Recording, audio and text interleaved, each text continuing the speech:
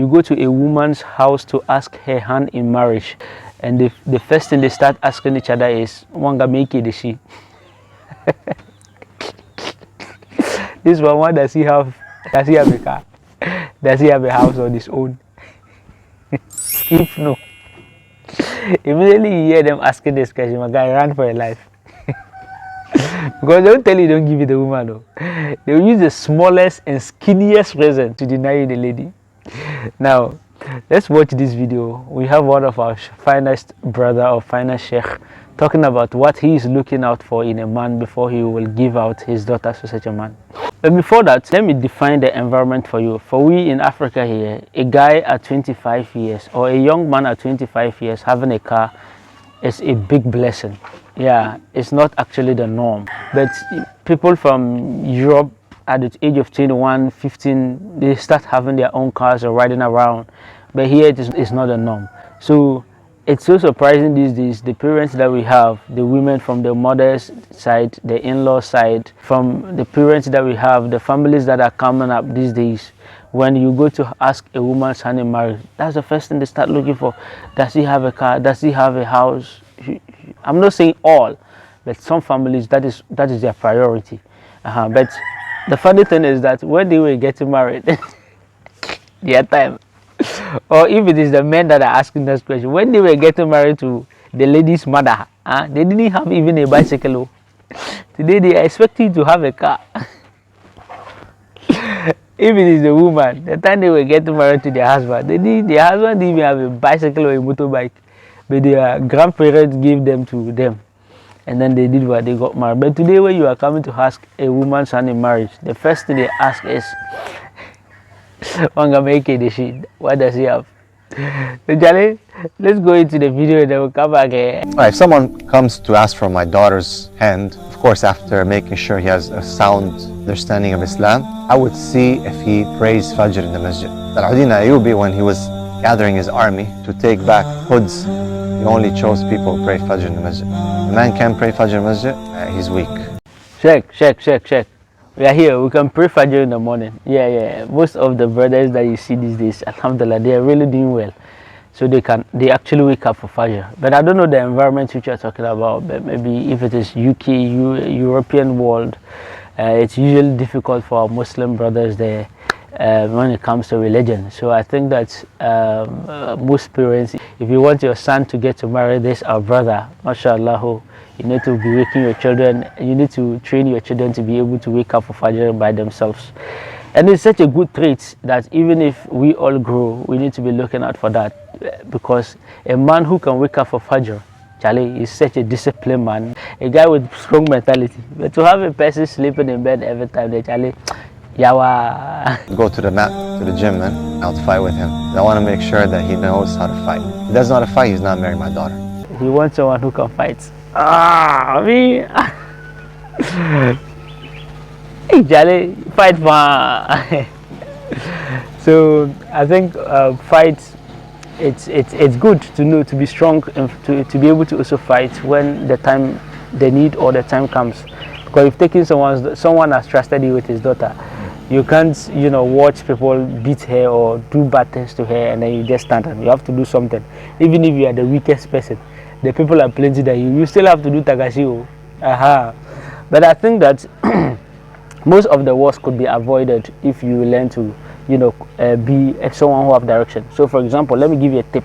If you are with a woman, your wife, your sister or your mother, the biggest advice I would tell them is do not hate someone. That's my number one. These days the videos that are going around, women are just slapping men all around. I tell my sister, don't hate someone, don't beat someone, don't slap someone. Because if you slap her and you retaliate, don't expect him to come and fight. And so the worst you can do with a man is verbal. But if your sister is someone and she will be the first person to slap the person, I will tell you directly, if you be the first person to slap the person, then be ready for the response. That's number one. But point number two, if someone else is just the one who start to beat my sister or my mother, or no, that one the child will go do takashi. No matter how weak we are, we go do takashi. Even if I know you beat me, we still go do takashi. It's like that. So while you want to protect your own family, your wife or your sister, you need to train them to also protect you yourself too, because they will give you trouble if you don't take time. Yeah. Number 3, I would see what the people say about him. See, what people talk about you is very important too. Don't lose guard. You wake up and say, I don't care what people say about me. I don't give a shit what someone says about me. It's very important. Even when you are looking for a job, they are looking for recommendations. You understand? So they want to hear what people talk about you. They make inquiries from your past jobs that you did. The same thing when it comes to marriage. People are really concerned about how people view you. So if the whole society view you as bad and you're actually a good person, that is not an achievement. You have to prove to the world that you're a good person. Let people say good things. Hey, when they say, hey, this guy there, hey, everybody can stand for you. People who just see you for the first time, they can just and stand for you. So what people think about you is very, very important. It's not about how you think you are and what you think. People don't give a shit. People don't have time to come and check you.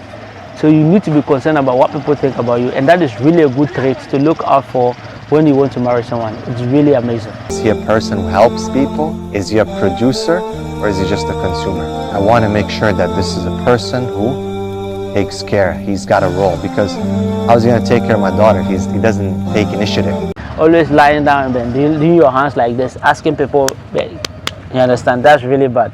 You have to be somebody who do things on his own, also give out. And that is what we call a man. If you are the type that begs, how do you go and take someone's daughter into your house to do what? Are you coming to be beggars or what? Next, I'll make sure that he can stand his ground and not lose his own position and masculinity. I train my daughter to be a good woman, inshallah, but the man has to be a man, and he has to set his ground and stick to his rules. Sheikh is talking about masculinity. Hey, now there's nothing like masculinity. The world, the education system, our families today, everything, they are now producing weak people. You understand? You can't be a person with rules now, because the first thing you have the ladies say, and we have equal rights, we have this, Charlie. You understand?